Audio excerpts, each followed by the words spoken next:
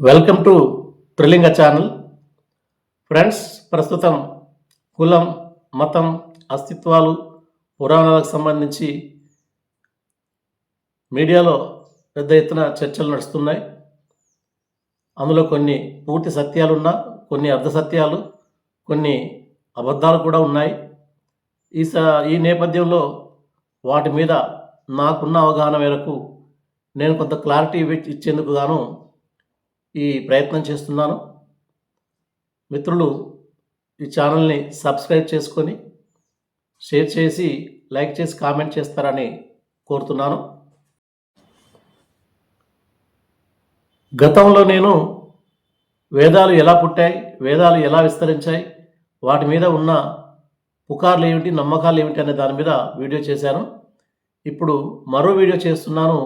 ఇందులో ముఖ్యంగా వేదాలు, ఉపనిషత్తులు, దర్శనాల గురించి చెప్పబోతున్నాను. సరళంగా, స్పష్టంగా చెప్పేందుకు ప్రయత్నం చేస్తున్నాను. ముందుగా వేదాల గురించి తెలుసుకుందాం. ఈ వేదాల గురించి తెలుసుకోవాలంటే ఇందులో 3 అంశాలను మనం గుర్తుపెట్టుకోవాలి. 3 గుర్తుపెట్టుకుంటే మనకి స్పష్టంగా ఉంటుంది. ఆ 3 అంశాలు ఏంటివి అని అంటే, ఒకటి ప్రకృతి జ్ఞానం, రెండవది ఆత్మజ్ఞానం, మూడవది ధర్మజ్ఞానం. ఈ 3 బిట్స్ గుర్తుకుంచుకుంటే వేదాలు అంటే ఏమిటి అనేది మనకు తెలుస్తూ ఉంటుంది. ముందుగా ప్రకృతి జ్ఞానం గురించి మనం మాట్లాడుకుందాం. ప్రకృతి జ్ఞానం అంటే ఏమిటి? మానవుడు పుట్టిన తర్వాత, కొంతకాలం గడిచిన తర్వాత, చుట్టూ ఉన్నటువంటి ప్రకృతిని చూస్తున్నప్పుడు, తనలో కొంత ఆలోచించే శక్తి పెరిగినప్పుడు, తన చుట్టూ ఒక ప్రకృతి ఉంది. కొండలు, కోనలు, నదులు, ఆకాశము, సూర్యుడు, అడవులు, అగ్ని, ఇవన్నీ ఉన్నాయి. ఇవన్నీ అతనికి వింతగా తోచాయి. అవి ఏమిటి, వాటికి నాకున్న సంబంధం ఏంటని చెప్పేసి ఆలోచించటం మొదలుపెట్టాడు, పరిశీలించటం మొదలుపెట్టాడు. ఆ నేపథ్యంలో అతడు ముఖ్యమైన ఒక 5 విషయాలు తెలుసుకున్నాడు. అవి ఏంటి అంటే, పంచభూతాలు అంటే చూడడానికి ప్రకృతి, ప్రపంచం చాలా రకాల వస్తు రూపాలు కనిపిస్తున్నప్పటికీ ఆ అన్నీ కూడా పంచభూతాలతోటి మాత్రమే నిర్మాణం చేయబడ్డాయని చెప్పేసి అతను గుర్తించాడు. పంచభూతాలు అంటే ఏమిటి? ఆకాశం, గాలి, అగ్ని, నీరు, భూమి. సో ఈ 5 మాత్రమే మిగతా ప్రపంచంలో అన్నిట్లో అంతర్లీనంగా ఉన్నాయని చెప్పేసి ఆనాటి మానవుడు గుర్తించాడు అన్నమాట. ఇప్పుడు మనం పంచభూతాలకు సంబంధించి వాటి స్వభావం ఎట్లా ఉందో చెప్పుకుందాం. ఉపనిషత్తుల్లో ఈ పంచభూతాల గురించి ఏం చెప్పారో తెలుసుకుందాం. తస్మాద్వా తస్మాదాత్మన ఆకాశక సంభూతః ఆకాశాద్వాయు వాయోరగ్నిః అగ్నేరాపః అద్భ్యః పృథివీ పృథివ్యా ఓషధయః ఓషధిభ్యో అన్నం అన్నాత్ పురుషః. ఇది ఉపనిషత్తుల్లో ఉన్నటువంటి శ్లోకం. స్క్రీన్ మీద ఉన్న ఈ పట్టికను కనుక గమనించినట్లయితే మనకు ఒక విషయం అర్థమవుతుంది. ఆకాశానికి శబ్దం అనే ఒకే లక్షణం ఉంది. భూమి దగ్గరికి వచ్చేసరికి 5 రకాలుగా కలిసిపోయినాయి. దీని అర్థం ఏంటంటే, ఆకాశం నుంచి వెళ్ళి వాయువు, అగ్ని అలా కిందికి వస్తున్న కొద్దీ పదార్థాల కలయిక పెరుగుతూ వస్తుంది. దీని అర్థం ఏంటి అంటే, అతి సూక్ష్మంగా ఉన్నటువంటి పదార్థం నుంచి వెళ్ళి స్థూలమైనటువంటి పదార్థం పుట్టింది అని చెప్పేసి అర్థం చేసుకోవాలి. భూమి పుట్టక ముందుకు, సూర్యుడు పుట్టక ముందుకు, సో అది అలా సూక్ష్మంగా కంటికి కనిపించినటువంటి సూక్ష్మమైన పద్ధతిలో ఉన్నటువంటి పదార్థము నెమ్మదిగా అది ఘనీభవన స్థాయికి చేరుతూ వస్తుందన్నమాట. ఒక రూపాన్ని సంతరించుకుంటూ వస్తున్నట్టు మనకు కనిపిస్తుంది. భూమి, ఆకాశం, ఆకాశం నుంచి వెళ్ళి గాలి, గాలి నుంచి వెళ్ళి అగ్ని, అగ్ని నుంచి వెళ్ళి నీరు, నీరు నుంచి భూమికి వస్తారకే ఒక విశాలమైన భూభాగం మన కంటి ముందు కనిపిస్తుంది. దీన్ని బట్టి ఒక సూక్ష్మమైనటువంటి రూపం నుంచి స్థూలమైనటువంటి పదార్థం పుట్టింది అని చెప్పేసి ఆనాడు వాళ్ళకున్నటువంటి అవగాహన మేరకు వాళ్ళు అర్థం చేసుకోగలిగారు. ఎగ్జాంపుల్ చెప్తాను నేను. పగలగొట్టిన పర్వతం పరమాణువై విడిపోవునే, ఊడగట్టిన అట్టి అనువులు పర్వతంపై నిలుచునే. పెద్ద పర్వతం ఉంది, దాన్ని ముక్కలు చేస్తూ డివైడ్ చేస్తూ పోతే ఏమవుతుంది? పరమాణు రూపంలోకి వెళ్ళిపోతుంది. అదే పరమాణువుల్ని కూడగట్టుకుంటూ కూడగట్టుకుంటూ కలుపుకుంటూ కలుపుకుంటూ గ్యాదర్ చేసుకుంటూ వస్తే ఏమవుతుంది, పెద్ద పర్వతం అవుతుంది. ఇది సృష్టి రహస్యము, ప్రపంచం ఇలా ఏర్పడిందని చెప్పేసేసి భావన ఆనాడే వాళ్ళు చెప్పారు. ఇక్కడ మనకు ఒక సందేహం వస్తుంది. ఏమిటా సందేశం అంటే, నీటికి రుచి ఉంటుందా? సైంటిఫిక్గా ఇది తప్పు కదా అనిపిస్తుంది. కానీ వాళ్ళు చెప్పినటువంటి ఉద్దేశం ఏంటంటే, భూమి నుంచి వెళ్ళి వచ్చిన నీరు అని అర్థం చేసుకోవాలి మనం. శుద్ధ నీటికి రుచి ఉండదు. శుద్ధ నీరు అంటే H2O. కానీ ఆ నీరు భూమిలో కలిసిపోయిన తర్వాత దానికి రుచి వస్తుంది అని వాళ్ళ భావన. అలా ఎందుకు చెప్పారంటే, భూమిలో ఖనిజాలు ఉంటాయి కదా, ఆ ఖనిజాలు నీటిలో కరిగిపోతాయి. కరిగిపోవటం వల్ల దానికి రుచి వచ్చేస్తుంది. అవి నాలుక మీద పడ్డప్పుడు లాలాజలం ద్వారా మన నాలుక మీద గ్రాహక కణాలు అనేవి ఉంటాయి.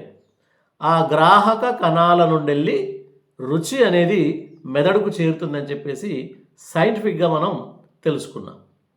సో ఇది తెలుసుకోవాలి, ఇది అర్థం కావాలంటే మనం ఒక బిగ్ బ్యాంగ్ సూత్రంలోకి వెళ్ళిపోదాం. భూమి, సూర్యుడు ఇవన్నీ ఏమీ లేక ముందుకు ఒక అనంతమైనటువంటి శక్తి, అంటే హైడ్రోజన్, హీలియం లాంటి పదార్థాలతోటి ఒక మేఘాలతో కూడినటువంటి ఒక గోళాకారం ఉండేది అని చెప్పేసి మనం అనుకుంటాం. అది తర్వాత నెమ్మది ఏమైంది, శక్తి కణాలుగా మారింది, కణాలు అణువులుగా మారింది, అణువులు నక్షత్రాలుగా మారినాయి. ఆ నక్షత్రాల నుండిలే భూమి, మిగతా శకలాలు ఏర్పడినాయి. అంటే నక్షత్రాలు పేలుడు జరిగి భూమి, ఇతర గ్రహాలు లాంటి పదార్థాలు ఏర్పడినాయని చెప్పేసి మనం చెప్పుకోవాలి. దీని అర్థం ఏంటి అంటే, ఇప్పుడు మనం ప్రపంచంలో 118 మూలకాలు ఉన్నాయి. ఆ 118 మూలకాల నుండిలే ఈ భూమి మీద మనకు కనిపించేటువంటి అన్ని రకాల పదార్థాలు ఏర్పడినాయని చెప్పేసి మనకు తెలుసు. ఆనాటి కాలంలో వాళ్ళకు ఉన్నటువంటి అవగాహన మేరకు పంచభూతాలే వాళ్ళ దృష్టిలో మూలకాలు. ఇప్పుడు సైన్స్ పెరిగిన తర్వాత ఇప్పుడు మనకు 118 మూలకాలు ఉన్నాయని చెప్పేసి తెలిసిపోయింది. అయితే ప్రకృతిలో అలా ఉంది, ఓకే. మరి మనిషిలో ఇది ఆ పంచభూతాల రూపం ఎలా ఉంది మనిషిలో, లేదా జంతువులలో పంచభూతాల రూపం ఎలా ఉంది అనుకున్నట్లయితే ఉన్నది. ఇప్పుడు ఆకాశం అంటే అర్థమైంది, మనిషి శరీరంలో ఉండేటువంటి ఖాళీ స్థలాలు, అంటే ముక్కు, నోరు, చెవి, పొట్టలో ఉండేటువంటి ఖాళీ స్థలాలు అన్నమాట. మరి వాయువు అంటే మనుషుల్లో ఉండేటువంటి ఉచ్ఛ్వాస నిశ్వాసలు. అగ్ని అంటే ఏమిటి, ఇక్కడ మనిషి శరీరంలో ఉన్నటువంటి ఉష్ణోగ్రత. ఆ ఉష్ణోగ్రత ఉండటం వలన కూడా జీవనక్రియ కొనసాగుతుంది. అంటే తిన్న ఆహారం జీర్ణం కావాలంటే అది ఉండాల్సిందే. ఆ రకంగా వాయువుతో పాటు నీరు, మనిషి శరీరంలో నీరు కూడా ఉంటుంది. అది రక్త రూపంలో ఉంటుంది, చెమట రూపంలో కూడా మనకు కనిపిస్తుంటుంది. ఇంకా మరి భూమి అంటే ఏంటిది, మనిషిలో భూమి అనే లక్షణం ఎట్లా కనిపిస్తుంది అంటే, దీని అర్థమైంది, భూమి అంటే ఘనస్థితి, ఘన రూపం అని చెప్పేసి అర్థం. మరి మనిషి శరీరంలో ఘన రూపాలు ఏంటిది, ఎముకలు, కండరాలు, దంతాలు, గోర్లు, ఇవన్నీ భూమికి నిదర్శనం. కాబట్టి పంచభూతాల కలయిక అనేది వస్తువులలోనే కాకుండా జీవులలో కూడా అదే ఉన్నది అని చెప్పేసి ఆనాడు ఋషులు కనుక్కున్నటువంటి విషయం. ఇప్పుడు ఆత్మజ్ఞానం గురించి చెప్పుకుందాం. ఆత్మజ్ఞానం అంటే ఆత్మకు సంబంధించినటువంటి జ్ఞానం. అది అర్థం కావాలంటే నేను అనే ఒక మాట చెప్పుకోవాలి. ఇక్కడ నేను అంటే ఎవరు, నేను నా శరీరం అంటాం. అంటే ఇక్కడ శరీరం వేరే, నేను వేరే అని అర్థం వస్తుంది. మరి శరీరం అయితే మనకు కనిపిస్తుంది ఇక్కడ, మరి నేను అంటే ఎవరు, దాన్నే వాళ్ళు వేదకాలం నాటి ఋషులు ఆత్మ అని చెప్పేసి అన్నారు ఇక్కడ. అంటే ఆత్మ ఎలా ఉంది అంటే, మన శరీరం లోపల మనకు కనిపించకుండానే ఉంటుంది, శక్తి రూపేణ ఉంటుంది. నేను మాట్లాడుతున్నాను, మనం ఆడుతున్నాం, పాడుతున్నాం, యుద్ధం చేస్తున్నాం, అంటే శరీరము స్పందిస్తుంది. శరీరం స్పందిస్తుంది అంటే దాన్ని నడిపేటువంటి శక్తి ఏదో ఉంది కదా, దాన్నే మనం ఆత్మ అంటాం. అనంతమైనటువంటి పరమాత్మ శక్తి నుంచి వెళ్ళి ఈ ఆత్మలు పుట్టుకొచ్చాయి అని చెప్పేసి ఆనాటి ఋషులు పేర్కొన్నారు. మరి ధర్మజ్ఞానం అంటే ఏమిటి అంటే, ధర్మానికి సంబంధించినటువంటి జ్ఞానం. ధర్మం అంటే ఏమిటి, ధర్మం అంటే మామూలుగా చెప్పాలంటే విధులు, కర్తవ్యాలు, జీవన విధానం అని చెప్పేసి అర్థం చేసుకోవాలి. మనిషికి పుట్టుక ఉంటుంది, చావు ఉంటుంది. పుట్టుకకు చావుకు మధ్యన జీవన విధానం ఉంటుంది. ఈ జీవనయానంలో కొన్ని క్రియలు ఉంటాయి. పండుగలు, పబ్బాలు, అట్లాగే వివాహాలు అనుకోండి, కర్మకాండలు, సావులు, ఇవి కాకుండా యజ్ఞయాగాలు ఇవన్నీ చేస్తుంటాం. అంటే జీవితంలో పుట్టుక నుంచి చావు వరకు మనిషి అనేక రకాల పనులు, విధుల్ని ఆచరిస్తుంటుంటాడు. ఒక రకంగా చెప్పాలంటే ఇప్పుడు రాజ్యాంగ విధులు అని చెప్పేసి అర్థం చేసుకోవాలి ధర్మం అంటే ఇప్పటి భాషలో చెప్పాలంటే. మరి జీవితంలో అలాంటి కొన్ని పనులు చేస్తున్నప్పుడు అలా కొన్ని మంచి పనులు చేస్తాడు మనిషి, కొన్ని చెడు పనులు చేస్తాడు. దానివల్ల పాప పుణ్యాలు వచ్చేస్తుంటుంటాయి. సరే, పుణ్యం అంటే పర్వాలేదు, మరి పాపం ఉంది. మరి పాపం వస్తే ఆ పాపం నుంచి వెళ్ళి విముక్తి ఎలా చేసుకోవాలి? ఆ పాపం నుంచి విముక్తే కాకుండా జీవితంలో కొన్ని బంధనాలు ఉన్నాయి. అంటే ఇల్లు, ఇల్లాలు, సంసారము, ఇవన్నీ ఉన్నాయి. బాధ్యతలు, బంధుత్వాలు, ఇవన్నీ మనిషికి కొన్ని బరువైనటువంటి సంఖ్యలలాగా ఆనాటి మనుషులు భావించారన్నమాట. మరి ఈ బంధనాల నుంచి వెళ్ళి విముక్తి పొందాలంటే ఏం చేయాలి? అంటే ఆ పాపం నుంచి వెళ్ళి విముక్తి పొందాలంటే ఏం చేయాలి? అంటే పాపం నుంచి వెళ్ళి, ఈ బంధనాల నుంచి వెళ్ళి విముక్తి చేయాలంటే దేవుణ్ణి ఆశ్రయించాలి. మనం దేవుణ్ణి ఆశ్రయించినట్లయితే మన విముక్తి జరుగుతుంది. మరి దేవుణ్ణి ఆశ్రయించడం ఎట్లా? దేవుణ్ణి ఆశ్రయించాలంటే ఆయనను మెప్పించాలి, ఆయనను ఒప్పించాలి. ఒప్పించాలంటే యజ్ఞాలు చేయాలి, యాగాలు చేయాలి, మొక్కులు ఇవ్వాలి, బలులు ఇవ్వాలి, ప్రార్థనలు చేయాలి. ఇవన్నీ చేసి ఆయనను ఒప్పించటం, లేదా ఇవన్నిటి ద్వారా ఆయనను లోబర్చుకోవటం. దీనికోసం లోబర్చుకోసం చేసేటువంటి పనులు ఏవైతే ఉన్నాయో వాటినే ధర్మము అని చెప్పేసి అన్నారు. మాతృదేవో భవ అంటే ఏమిటి? ఇక్కడ మా తల్లిని దైవంగా భావించాలి. పితృదేవో భవ, తండ్రిని దైవంగా భావించాలి. ఆచార్య దేవో భవ, గురువును దైవంగా భావించాలి. అంటే జీవితంలో ఎప్పుడు ఏం చెయ్యాలో ఏం చేయకూడదో చెప్పేటిదే ధర్మం అండి. ఇక ఫైనల్గా చెప్పాలంటే ఏం చెయ్యాలో ఏం చేయకూడదో చెప్పేటువంటి విధులనే ధర్మజ్ఞానం అని చెప్పేసి అంటారు. సో ఆ రోజులలో మరి మనుషులందరికీ ఒక యూనివర్సల్ క్రియలు ఉండాలి, అందరూ జీవన విధానం ఒకేలాగా ఉండాలి. కాబట్టి మనందరం ఇలా రూల్స్ ప్రకారం నడుచుకోవాలని చెప్పేసి పెట్టుకున్నటువంటి నిబంధనలే ధర్మజ్ఞానానికి సంబంధించిన విషయం. ఎస్, వేదాల్లో ఏముందని తెలుసుకున్నాం ఇప్పుడు మనము. వేదాలలో ప్రకృతి జ్ఞానం, ఆత్మజ్ఞానం, ధర్మజ్ఞానం అంతా వేదాల నిండా రాయబడింది అని చెప్పుకున్నాం. ఇక ఇప్పుడు ఉపనిషత్తులు. ఉపనిషత్తులు అంటే ఏమిటి? ఉప అంటే దగ్గరగా ఉండడము. ఉప ని అంటే వినయంగా, షత్ అంటే కూర్చోవడము. వినయంతో దగ్గరగా కూర్చోవడం అనే అర్థాన్ని మనం ఉపనిషత్తు అని చెప్పేసి అంటాం. అంటే శిష్యుడు గురువు దగ్గర కూర్చొని విజ్ఞానానికి సంబంధించినటువంటి అంశాలను నేర్చుకోవడం, కొన్ని దశల్లో అనుభవపూర్వకంగా నేర్చుకోవడము, దీన్నే ఉపనిషత్తులు అంటారు. అసలు ఈ ఉపనిషత్తులు రావాల్సిన అవసరం ఏమొచ్చింది? ఉపనిషత్తులు ఎందుకు వచ్చాయంటే వేదకాలంలో ఉన్నటువంటి కర్మకాండలు ఏవైతే ఉన్నాయో, ఆత్మజ్ఞానానికి సంబంధించి, మోక్షానికి సంబంధించినటువంటి అవగాహన ఏదైతే ఉంటుందో, ఆ వేదకాలం తర్వాత వచ్చినటువంటి నెక్స్ట్ జనరేషన్ వాళ్ళకి కొన్ని సందేహాలు మిగిలిపోయినాయి. అంటే కాలం మారిన తర్వాత పరిణతి, మనిషి యొక్క పరిణతిలో తేడా వస్తాయి. వచ్చిన తర్వాత వేదకాలం నాడు చెప్పిన విషయాలకి ఉపనిషత్తుల కాలం నాటి తమకు వచ్చినటువంటి ఆలోచనలకి మధ్య ఒక పోటీ ఏర్పడి సమన్వయం అనేది కుదరట్లేదు. కుదరనప్పుడు అనేక సందేహాలు, అనేక ప్రశ్నలు వచ్చినాయి. ఆ ప్రశ్నలు ఏమిటి అనంటే, యజ్ఞాలు చేస్తే మాత్రమే దేవుడు మనల్ని అనుగ్రహిస్తాడా? అసలు యజ్ఞాలు, కర్మకాండలు చేయవలసిన అవసరం ఉందా అని ప్రశ్న వచ్చిన తర్వాత వాళ్ళు చివరికి తేల్చింది ఏంది ఉపనిషత్తులలో అంటే, యజ్ఞాలు, కర్మకాండలు చేయటం అనేది ప్రాథమిక అవగాహన, మనిషి యొక్క ప్రాథమిక అవగాహన. ఓ రకంగా చెప్పాలంటే అజ్ఞానమే, అది అవసరం లేదు. మరేంటిది? జ్ఞానకాండం సరిపోతుంది. అంటే మనిషి జ్ఞానం సంపాదించినట్లయితే కర్మకాండాలు చేయాల్సిన అవసరం లేదు. ఇక్కడ జ్ఞానము అంటే అర్థం ఏంటంటే సత్యాన్ని తెలుసుకోవటమే జ్ఞానం. ఇక్కడ సత్యము అంటే అర్థమైంది వేదాల్లో, ఉపనిషత్తులు అంటే ఆత్మ గురించి తెలుసుకోవడం. అంటే పరమాత్మకు మనిషిలో ఉన్నటువంటి ఆత్మకు ఉన్న సంబంధం రిలేషన్ ఏంటో నీకు అర్థమైపోతే నువ్వు యజ్ఞాలు చేయాల్సిన అవసరం లేదు, పూజలు చేయాల్సిన అవసరం లేదు, కర్మలు చేయాల్సిన అవసరం లేదు. ఆ అవగాహన స్థాయి వల్ల నీకు మోక్షం వస్తుంది. మోక్షం అనేది దేవునికి ఏదో అప్పచెప్పడాల వల్ల రాదు. ఇక్కడ మోక్షం అంటే అర్థమైంది. ఇక్కడ నీ యొక్క మానసిక పరిణతి అంటే ఉన్నతమైనటువంటి దిశకు వెళ్ళటం అన్నమాట. అంటే ఇప్పుడు మనం సంసారము, కుటుంబము, ఈ బంధనాలన్నీ ఉన్నాయి. అంటే ఒక రకంగా చెప్పాలంటే ఇవన్నీ మాయ, ప్రపంచం అంతా మాయ, కుటుంబం మాయ, పిల్లలు, భార్య, ఇల్లు, సంసారం అంతా ఒక మాయ. మరి ఏంటిది వాస్తవం ఏంటిదంటే ఆత్మనే. చనిపోయిన తర్వాత ఆత్మ మిగులుతుంది, దేహం మట్టిలో కలిసిపోతుంటుంది.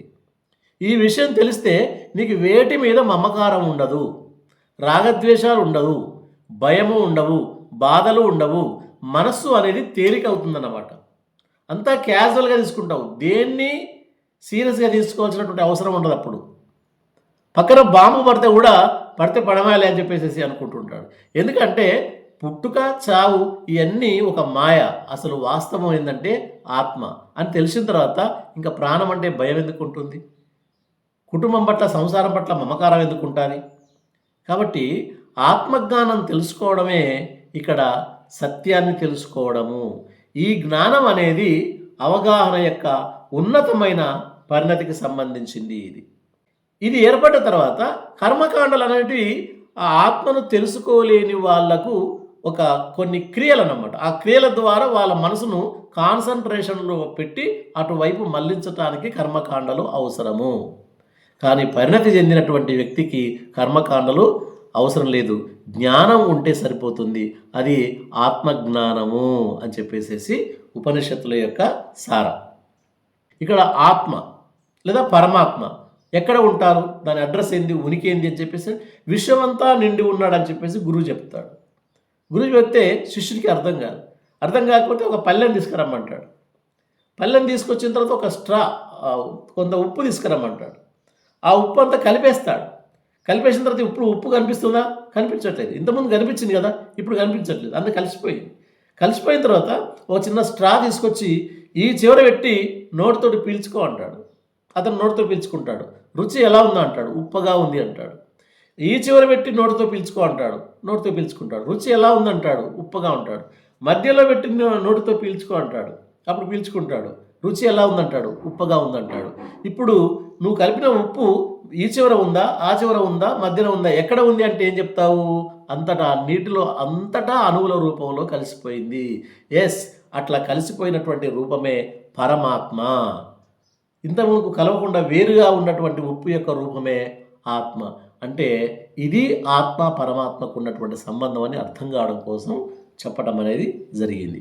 ఇక్కడ ఆత్మ అంటే అదే బ్రహ్మ పదార్థము, బ్రహ్మజ్ఞానమే ఆత్మజ్ఞానము. ఇప్పుడు మనం సైంటిఫిక్లో చెప్పుకోవాలంటే వాటిని మూలకాలు అని చెప్పుకోవాలి, మనం శక్తి అని చెప్పుకోవాలి. మనం సాంప్రదాయకవాదులు అదే శక్తికి కాలు చేతులు ఒక రూపం ఇచ్చేసి దాన్ని దేవతగా భావించారు. కానీ వాస్తవంగా ఆ సంప్రదాయంలో ఉన్న శక్తి అన్న, సైన్స్లో ఉన్న మూలకాలు అన్న ఒకటే అని చెప్పేసి మనం భావించాల్సి ఉంటుంది. ఉపనిషత్తుల్లో ముఖ్యమైన మాట ఏంటంటే ఇంకోటి మోక్షం. ఈ మోక్షం కొరకే ఈ చర్చ అంతా జరుగుతుంది. అంటే మనిషి పుట్టుక నుంచి చావు వరకు అనేక రకాల బంధనాల్లో ఇరుక్కుపోతాడు. ఈ బాధల నుంచి విముక్తి పొందడమే మోక్షం అని చెప్పేసి మనం అర్థం చేసుకోవాలి. ఇక్కడ కొంతమంది ఏమనుకుంటారంటే మోక్షం అంటే ఇంకా చనిపోయిన తర్వాత ఈ బాధలు ఎలా ఉండేవి కాబట్టి మోక్షం అంటే చనిపోవడమే అని అర్థం చేసుకుంటారు. కానీ శంకరాచార్య లాంటి వాళ్ళు ఏం చెప్పారంటే బతికుండగా కూడా మోక్షం సాధించవచ్చు. బతికుంటే మోక్షం సాధించడం ఎట్లా? అదే ఉన్నతమైనటువంటి దశ, పరిణతితో కూడినటువంటి ఆలోచన. అంటే పరమాత్మకు ఆత్మకు ఉన్న సంబంధం ఏందో తెలిసిన తర్వాత ఇక నీకు దుఃఖం ఎందుకు ఉంటుంది, నీకు బాధ ఎందుకు ఉంటుంది, నీకు బంధనాలు ఎందుకుంటాయి? అవన్నీ మాయలా భావిస్తావు. దానికి ఒక చిన్న ఎగ్జాంపుల్ చెప్తారు. ఏంటో ఎగ్జాంపుల్ అంటే నీకు కలలో ఒక యాక్సిడెంట్ జరిగింది. యాక్సిడెంట్ జరిగితే నొప్పి బాగా ఉన్నది, చాలా బాధపడుతుంటాడు కలో. కానీ మెలకు వచ్చింది. మెలకు వచ్చిన తర్వాత కలలో ఉన్న నొప్పి ఉంటుందా? ఉండదు, మాయైపోతుంది మెలకు వచ్చిన తర్వాత. అట్నే మనకి ఇక్కడ కుటుంబము, ఈ సంసార బంధనాలు ఇవన్నీ కూడా యాక్సిడెంట్ లాంటివి అన్నమాట. ఇవి మెలకువ వచ్చిన తర్వాత నీకు నొప్పి ఎట్లా అయితే మాయలాగా అనిపించిందో, ఇక్కడ మెలకువ అంటే చైతన్యం అన్నమాట. ఆత్మ చైతన్యము తెలుసుకున్న తర్వాత కూడా నీకు ఈ బంధనాలన్నీ కూడా మాయలాగా కనిపిస్తాయి. ఇదంతా మాకు లేదు, అంతా ఉత్తదే, ఏమీ కాదు, నాకేం కాలేదు అంటే అప్పటికి నీకు ఈ దుఃఖము, బాధ, నొప్పి ఏవి ఉండకుండా ఉంటుంది. కారణం ఏంటి అని అంటే నువ్వు ప్రాణం గురించి, ఆత్మ గురించి, పరమాత్మ గురించి నీకు తెలిసిపోయిన తర్వాత ప్రతిదాన్ని కూడా, బాధనైన దుఃఖాన్ని కూడా, బాధను కూడా, సంతోషాన్ని కూడా ఈక్వల్గా తీసుకుంటావు. అన్నింటిని సమంగా భావిస్తున్నావు అన్నట్టు. అన్నింటిని సమంగా భావిస్తావు కాబట్టి నీకు బాధరబందీ అనేది ఏదీ ఉండదు. బాధరబందీ లేనటువంటి ఒక ఉన్నతమైనటువంటి దశనే మోక్షం పొందటం అని చెప్పేసి ఆ రోజుల్లో చెప్పారు. ఇక్కడ ఓ రకంగా చెప్పాలి అని అంటే ఈ వేదాలు, ఉపనిషత్తులు, దర్శనాలు కనుక చూసినట్లయితే వేదాలు అంటేనేమో పాఠ్యాంశం, టెక్స్ట్ బుక్ అనుకోవాలి మనం. వేదాలు టెక్స్ట్ బుక్ లాంటిది. టెక్స్ట్ బుక్ పాఠంలో అనేక రకాల విషయాలు కలిపి ఉంటాయి. పాఠం అంతా అయిపోయిన తర్వాత ఏం జరుగుతుంది? ఉపాధ్యాయుడు రివిజన్ చేస్తాడు విద్యార్థుల మధ్యన. అప్పుడు విద్యార్థులు తమకు తోచింది చెప్తూ ఉంటుంటారు. కొన్ని సందేహాత్మకంగా ప్రశ్నలు వేస్తుంటారు. గురువు వాటికి సమాధానం చెప్తుంటాడు. అర్థం కాని వాటికి ప్రయోగాత్మకంగా పిల్లలకు కొంత పని ఇచ్చి ఆ పని ద్వారా నేర్చుకునేలా చేస్తుంటుంటాడు. ఈ అనుభవం నుంచి వచ్చిన వాటికి మొత్తం జవాబులు రాస్తాం. అంటే మనం ముందేసుకున్న ప్రశ్నలకి జవాబులు సాధించిన తర్వాత వాటిని జవాబులుగా కూర్పు చేసుకుంటాం. దీన్నే మనం గైడు అంటాం. వేదాలనేమో టెక్స్ట్ బుక్ అయితే, ఉపనిషత్తులు గైడు అయితే, దర్శనాలు మోడల్ పేపరు అని అర్థం అన్నమాట. అంటే ఏమిటి? ఈ పాఠం ద్వారా నువ్వేం సాధించుకున్నావు, ఈ పాఠంలో ఉన్న అంతర్లీనమైనటువంటి సందేశం ఏమిటి, ఆ సందేశాన్ని పట్టుకోవాలి చివరికి. అవి అతి తక్కువ ప్రశ్నలతోటి ఒక బుక్ వేసుకుంటాం. దాన్ని మనం మోడల్ పేపర్ అంటుంటాం. అర్థమైపోయింది. ఇప్పుడు వేదాలనేమో ఆనాటి ఋషులు వందల సంవత్సరాల కాలంలో ఉన్నటువంటి వారి అనుభవాలు మొత్తం, ఎవరికి దోచిన అనుభవాలు వాళ్ళు, అందులో పాజిటివ్ ఇన్ఫర్మేషన్ ఉంటుంది, నెగిటివ్ ఇన్ఫర్మేషన్ కూడా ఉంటుంది. ఇవన్నీ కలిపి వాళ్ళంతా రాశారు కాబట్టి వడపోసి పిండి వాటి రసాన్ని గ్యాదర్ చేయటం అనేది ఉపనిషత్తులు ఇక్కడ. కాబట్టి వేదాలు టెక్స్ట్ బుక్ అయితే, ఉపనిషత్తులు గైడు లాంటివి, దర్శనాలేమో మోడల్ పేపర్ వంటివి అని చెప్పేసి అర్థం చేసుకుందాం. ఇప్పుడు మనం దర్శనాలలోకి వెళ్దాం. దర్శనాలు అంటే చూడడము అని అర్థం చేసుకోవాలి. ఇక్కడ చూడడము అంటే కళ్ళతోటి చూడడం కాదు, ఇక్కడ మనసుతోటి చూడడము అనగా తెలుసుకోవడం అని చెప్పేసి అర్థం చేసుకోవాలి మనం. వేదాల్లో మొదలైనటువంటి సత్యాన్వేషణ ఉపనిషత్తుల్లో తర్కం ద్వారా తెలుసుకున్నాడు మనిషి. తర్కం ద్వారా తెలుసుకున్నటువంటి విషయాన్ని చేరుకోవటానికి ఎంచుకున్న మార్గాలే దర్శనాలు. ఇక్కడ దర్శనాలంటే మార్గాలు, ఒక మార్గం కాదు, చాలామంది చాలా రకాల మార్గాలు చెప్పుకున్నారు. కాబట్టి ఆత్మను తెలుసుకోవడానికి ఎవరు ఏ మార్గాన్ని ఎంచుకుంటారో ఎంచుకోవచ్చు. ఆత్మను తెలుసుకోవడం కోసం ఎవరు ఏ మార్గాన్ని, అంటే ఒక సాధన, ఒక విషయము తెలవటం వేరు, ఆ తెలిసినటువంటి దాని దగ్గరికి వెళ్ళటానికి, ప్రయాణం చేయటానికి ఒక మార్గం ఉండటం వేరు ఇక్కడ. కాబట్టి మార్గాలనే దర్శనాలు అని చెప్పేసి అంటారు మనం. ఈ దర్శనాలు రెండు రకాలు ఉంటాయి. అందులో ఆస్తిక దర్శనాలు ఉంటాయి, నాస్తిక దర్శనాలు ఉంటాయి. ఆస్తిక దర్శనాలు 6 ఉంటాయి, నాస్తిక దర్శనాలు కూడా 6 ఉంటాయి. ఆస్తిక అంటే దేవుణ్ణి అంగీకరించటం, పరమాత్మ ఉన్నాడని ఒప్పుకోవటాన్ని ఆస్తికం అంటారు. అంటే పరమాత్ముడు ఉన్నాడని ఒప్పుకొని ఆ పరమాత్ముడిని చూసేందుకు గాను ప్రయాణం చేయటమే ఆస్తిక దర్శనాలు అంటారు. మరి నాస్తిక దర్శనాలు అయితే ఏంది? నాస్తిక దర్శనాలు అంటే దేవుడు లేడు అని చెప్పడం. వేదాల్లో, ఉపనిషత్తుల్లో చెప్పినటువంటి ఆత్మ పరమాత్మ సిద్ధాంతాన్ని వాళ్ళు ఒప్పుకోరు. నాస్తిక దర్శనం అంటే, నాస్తిక దర్శనం అంటే ఒక రకంగా చెప్పాలంటే సైన్స్కు దగ్గరగా ఉంటుంది, సైంటిఫిక్గా ఆలోచిస్తారన్నమాట. ఈ దేవుడు, దయ్యం వీటన్నిటిని వాళ్ళు నమ్మరు. వాళ్ళది ప్రకృతివాద సిద్ధాంతం. అంటే ప్రకృతి నిజం, ఆ ప్రకృతి నుంచి వెళ్ళి ఈ జీవులన్నీ పుట్టుకొచ్చాయనేది నిజం. పుట్టిన తర్వాత మనిషి ప్రకృతి నుంచి ఉన్నటువంటి ప్రకృతి వనరుల్ని అనుభవిస్తూ సుఖంగా జీవించాలి. ఆత్మ పరమాత్మల కోసం ఒంటిని శుష్కింపజేసుకోవాల్సిన అవసరం లేదు. సమయమంతా వృధా చేయాల్సినటువంటి అవసరం లేదు. కర్మకాండలు అవసరం లేదు. పూజలు అవసరం లేదు. యజ్ఞయాగాలు అవసరం లేదు. ఇవన్నీ కూడా తప్పుడు మార్గాలని చెప్పేది వాటిని నాస్తిక దర్శనాలు అంటారు. సమాజంలో ఎప్పుడైనా గుర్తుంచుకోండి, ఒకటి పాజిటివ్ పుట్టిన చోట వెంటనే నెగిటివ్ పుడుతుంది.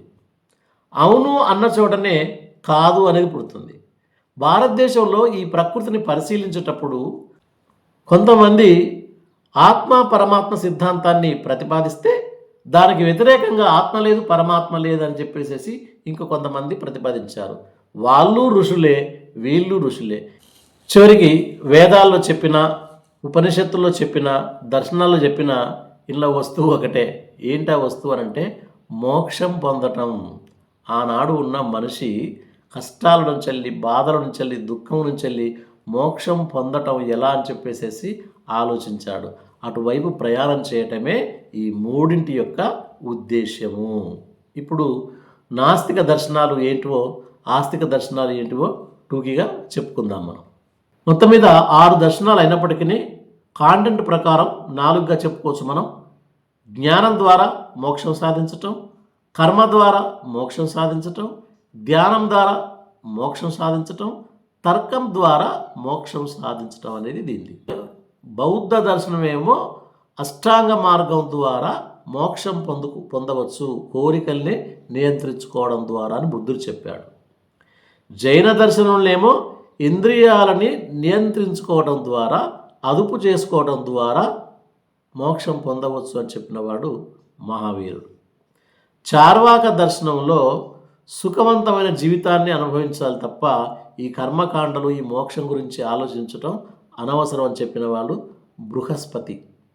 ఇవి నాస్తిక దర్శనాలు, ఆస్తిక దర్శనాలుగా మనం చెప్పుకోవచ్చు.